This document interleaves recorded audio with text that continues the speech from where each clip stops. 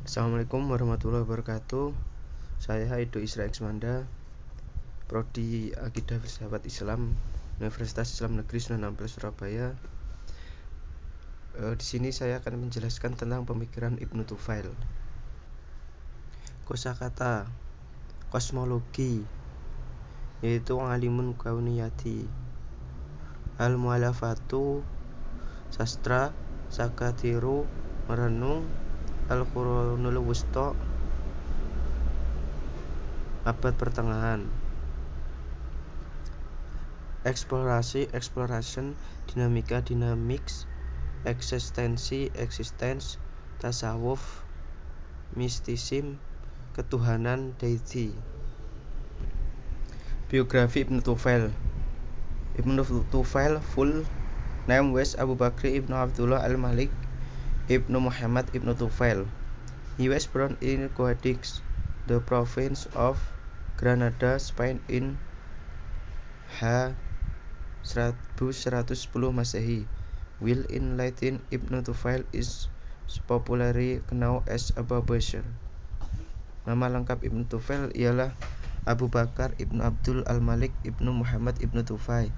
Ia dilahirkan di Guadix, Provinsi Granada, Spanyol pada tahun 506 Hijriah 1110 Masehi. Sedangkan dalam bahasa Latin, Ibnu Tufail populer dengan sebutan Abu Bakar. Ba'da an kabari darasa Ibnu Tufail ma'a Ibni Bajjah wa huwa alamu adimu ladayhu ma'a darati adidati wa bifadli tawjihatil muallimi tahawwala Ibnu Tufail ila alami itiyi kanat ma'rifatu wa syairatu Ibni Tufail wa syi'ah tuqatil falsafatu warrayadiyatu wa alimul kauniyati wa toba wal adab. Ibnu Tufail laisa mislu mu'dhamis syakhsiyati wal falasifati al muslimina al akharin alladina ladihumil adida minal a'mali yufdilu Ibnu Tufail at-tamula ala kitabah lida falaysa minal musta'ribi anna takunu a'maluhu qalila wa ma'a dhalik tusirul adidu minas syariri datiyati ila annahu kutubu idati kutubi fi idati majalati la falsafati wal fizyai wat tibbi walakinna lam yasil ilaina siwa amila wahidu min hadihi a'mali wa huwa haya ibni Yaquzain wa huwa jawharu afkari Ibni Tufail wa huwa hayyi ibni Yaquzain wa huwa jawharu afkari Ibni Tufail wa qad tammat tarjamatuhu ila iddati lughat. Setelah beranjak dewasa, Ibnu Tufail berguru kepada Ibnu Bajjah, seorang ilmuwan besar yang memiliki banyak keahlian. Berkat bimbingan sang guru, Ibnu Tufail pun menjelma menjadi seorang ilmuwan besar. Pengetahuan dan karya Ibnu Tufail luas sekali, meliputi filsafat, matematika, kosmologi, kedokteran, dan sastra. Ibnu Tufail tidak seperti kebanyakan tokoh dan filosof muslim lain yang banyak memiliki karya.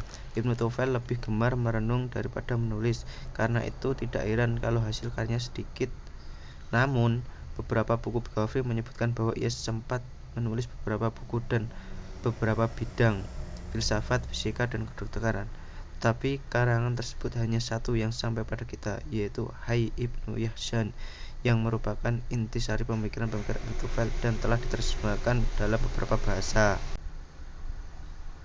Alfred Ibnu Tufail actively worked as doctor and teacher. Then the sweet profession of private secretary to the ruler of Granada. In 549 Hijriah, he was trusted as secretary to the governor of the Court and Tiger Morocco regions. During the caliphate of Abu Yaqub Yusuf, Ibn Tufail had a great influence in the government. He was employed as the main doctor in the place of the caliph. On the other hand, the caliph himself loved reason and was particularly interested in philosophy and gave freedom to philosophy. However, Apart from being a personal doctor or the close partner of the Caliph, Ibn Tufail also acts as king of Ministry of Culture for now, whose specialty is to find and invite many knowledgeable and educated people to the place environment. One of those who had the honor of being invited to the court was Ibn Rushd. Pada mulanya Ibn Tufail aktif bekerja sebagai dokter dan pengajar. Lalu ia beralih profesor sebagai sekretaris pribadi penguasa Ghana pada tahun 549 Hijriah. Ia dipercaya sebagai sekretaris gubernur wilayah Quetta dan Tanger, Maroko. Ibn Tufail later died in the Marrakesh area in 581 Hijriah as a form of respect for the Sultan to Ibn Tufail. He himself intervened in the funeral ceremony, and his work, Ibn Yaqzan, is seen as the greatest work of prose literature that ever existed in the Middle Ages. Ibn Tufail kemudian meninggal di daerah Marrakesh pada tahun 581 Hijriah. Sebagai bentuk penghormatan Sultan kepada Ibn Tufail, beliau sendiri yang turun tangan dalam upacara pemakamannya, dan karyanya Ibn Yaqzan itu dipandang sebagai sebuah karya sastra prosa terbesar. Pemikiran Ibn Tufail. Sebagian diketahui Ibn Tufail tidak merasa puas dengan filsafat Al-Ghazali untuk mencari kebahagiaan dan kebenaran Tuhan, tetapi lebih cenderung kepada perenungan pikiran sebagaimana dilakukan Al-Farabi. Ibn Tufail termasuk pengikut aliran kontemplatif filsafat Arab yang disebut Isra, suatu teori Neoplatonisme kuno dan dekat dengan aspirasinya kepada mistik modern. Namun, filsafat kontemplatif Ibn Tufail tidak didasarkan atas eksaltasi mistik, tetapi atas suatu metode yang mana intuisi digabungkan dengan pencarian akal. As in Wilkenau, Ibn Tufail was not satisfied with Al-Ghazali philosophy of seeking happiness and the truth of God, but more inclined to contemplation of the mind, as did Al-Farabi. Ibn Tufail includes followers of the contemplative school of Arabic philosophy called Isra and action Neoplatonism theory, and is close to its aspiration to modern mysticism. However, Ibn Tufail's contemplative philosophy is not based on mystical exaltation, but on a model in which intuition is combined with the search for reason. Yukafi Ibn Tufail bi'amalihi li-istighsafi tabiatil kunuzil falsafatil mawjudati fil amali il-Islam musallaha bi-istighsafi dati minal khilala amalihi tuhmi hayyibani yakuzain. Ja'ala Ibn Tufail an-nasih ala dirayati bil imkanatil waqiyati lil isani min ajal tawiyatahum biwujudihim yamtalikul al-basaru dawul akalaniyatil qudrata ala kasfi an dinamiyatil hayati min hawlahum. Ibn Tufail dengan karyanya berjuang untuk mengeksplorasi hakikat dari hasanah kefilsafatan yang ada di dunia Islam. Berbekal pengembara diri melalui karya monumentalnya Ibn Yaqzan, Ibn Tufail menyadarkan kepada publik atas potensi realistis manusia guna menyadarkan mereka akan eksistensi manusia dengan rasionalitas yang memiliki kemampuan untuk mengungkap dinamika kehidupan yang ada di sekitarnya. The following teaching can be drawn from his Ibn Yaqzan. Number 1. Metaphysics divinity. Like the previous philosopher, Ibn Tufail started his philosophy with the philosophy of divinity. In proving the existence of God, Ibn Tufail put forward their arguments as follows. Berikut ajaran-ajaran yang dapat diambil dari karyanya Ibn Yaqzan. 1. Metafisika ketuhanan. Seperti para filosof sebelumnya, Ibn Tufail memulai filsafatnya dengan filsafat ketuhanan. Dalam membuktikan adanya Tuhan, Ibn Tufail memaparkan 3 argumen sebagai berikut. Hujjatul Harakah. hadhil harakati tabi'iyati hiya dalilu ala wujudillahi sawa'a bin nasbati li hasil ladina yaumununa bil alamil jadid. Al hadis bi mu'anna an hadhihi tabi'ati lam takun mawjudatu min qabl fa hiya mawjudah lidzalika ya'ni anna hunaka khaliqah hadzal khaliqah huwa alladhi yanqulu tabi'atu min la syai'u illa syai'i yusamma Allah lakinna bin nasbati li hasil ladina ya'ummanuna bimal lakatil qadim lakinna bin nisbati li hasil ladina yu'minuna bimamlakati al-qadim fa inna hadzal alami la yusabbiquhu syai'u wa kana mawjuda daima wa kharakata hadzal alami hiya qadim wa laysa laha badayatu wala nihayah. Ba hijaja kita wal mayat wa qad taraha hadhil hujjati tatu marota man qabla kanadi wa ibni sina anna kulla syai'i fi tabi'ati lahu aradu muayyanu wa huwa ijazatu minallah. Argumen gerak alam ini menjadi bukti tentang adanya Allah baik bagi orang yang meyakini alam baru hadis berarti alam ini sebelumnya tidak ada kemudian ada, oleh karena itu berarti ada penciptanya. Pencipta inilah yang menggerakkan alam dan tidak ada menjadi ada yang disebut dengan Allah. Tapi bagi orang yang meyakini alam qadim, alam ini tidak didahului oleh tidak ada dan selalu ada. Gerak alam ini qadim, tidak berawal dan tidak berakhir karena zaman tidak mendahulunya, tidak didahului oleh diam. Adanya gerak ini menunjukkan secara pasti adanya penggerak. B. Argumen al-Qayyad dan al-Mayat. Pada argumen ini pernah dikemukakan oleh Al-Kindi dan Ibnu Sina bahwa segala yang ada di alam ini mempunyai tujuan tertentu dan merupakan inayah dari Allah. C. Argumen Madari. Dalam hal ini Ibnu Tufail mengemukakan pokok pikirannya yang terkait antara satu dengan yang lain, yaitu 1. Segala yang ada ini tersusun dari materi dan bentuk. 2. Setiap materi membentukkan bentuk. 3. Bentuk tidak mungkin bereksistensi penggerak. 4. Segala yang ada mewujud untuk bereksistensi membutuhkan pencipta. Dengan argumen di atas dapat dibuktikan adanya Allah sebagai pencipta alam ini. Allah Maha Kuasa, bebas memilih serta tidak berawal dan tidak berakhir. Materi argumen.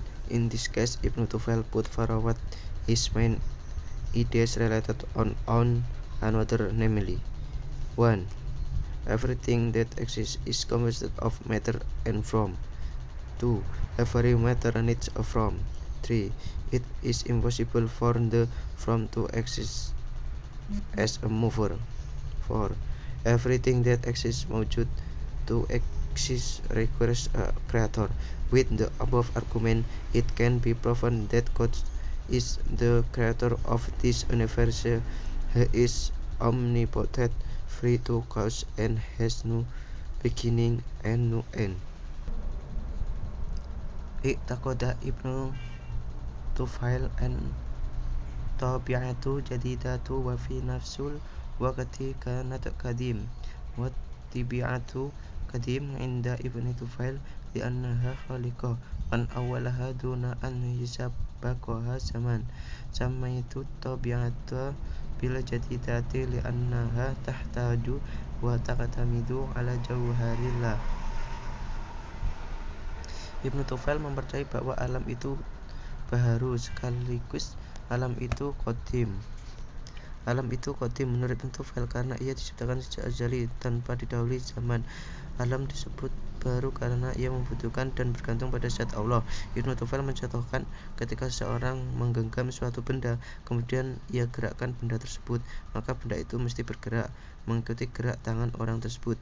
Gerak benda tersebut tidak terlambat dari segi zaman dan hanya terlambat dari segi zat. Demikian alam ini. keseluruhan merupakan akibat dan ciptakan Allah tanpa zaman. Binisbati li Ibn Tufail fa inna arahu makhluqu yatamata'u bi a'la darajatil karamah yatakawwanul basharu min unsuraini wa huma jasadu war ruhu muddatat ruh yatakawwanul jasadu min anasiri bainamal ruhi laisat kadzalik arwahu laisat kutlatu wala syai'u fil kutlah ba'da an yutlifal jasadu aw yahtabirul maut fasilur ruhu anil jasad wa ba'da dzalika ta'isur ruhu allati marafatillahi fil jasadi wa satabqa abadiyah tatakawanur ruhu min salasati mustawayah an-nafsu an-nabatiyatu an-nafsa an-nabuyata war-rauhal hayawaniyata war-rauhal basyariyah. Jiwa menurut Ibn Tufail adalah makhluk yang tertinggi martabatnya. Manusia terdiri dari dua unsur, yakni jasad dan roh. Al-madad al-ruh, badan tersusun dari unsur-unsur, sedangkan jiwa tidak. Jiwa bukan isim dan bukan pula sesuatu yang ada di dalam jisim. Setelah badan hancur atau mengalami kematian, jiwa lepas dari badan, dan selanjutnya jiwa yang pernah mengenal Allah yang berada di dalam jasad akan hidup dan kekal. Jiwa terdiri dari 3 tingkat: jiwa tumbuhan, an-nafs al-nabawiyat, jiwa hewan, dan jiwa manusia. Epistemologi atau epistemologi.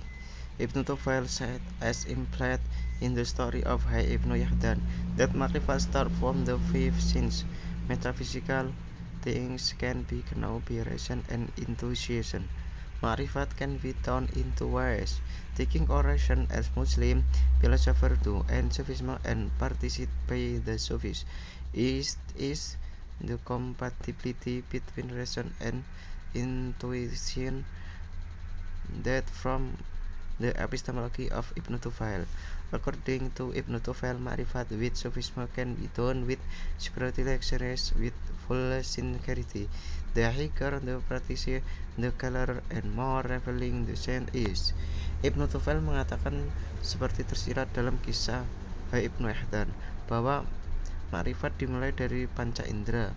Hal yang bersifat metafisis dapat diketahui dengan akal dan intuisi. Ma'rifat dapat dilakukan dengan 2 cara, yaitu pemikiran atau renungan akal seperti yang dilakukan filosof Muslim, dan tasawuf seperti yang dilakukan oleh kaum Sufi. Kesesuaian antara nalar dan intuisi yang membentuk epistemologi Ibn Tufail. Menurut Ibn Tufail, ma'rifat dengan tasawuf dapat dilakukan dengan latihan-latihan rohani dengan penuh kesungguhan. Semakin tinggi latihan itu, maka semakin jelas dan hakikat semakin tersingkap. Sekian, mungkin itu saja dari saya tentang pemikiran Ibn Tufail. Wabillahi taufiq wal hidayah. Wassalamualaikum warahmatullahi wabarakatuh.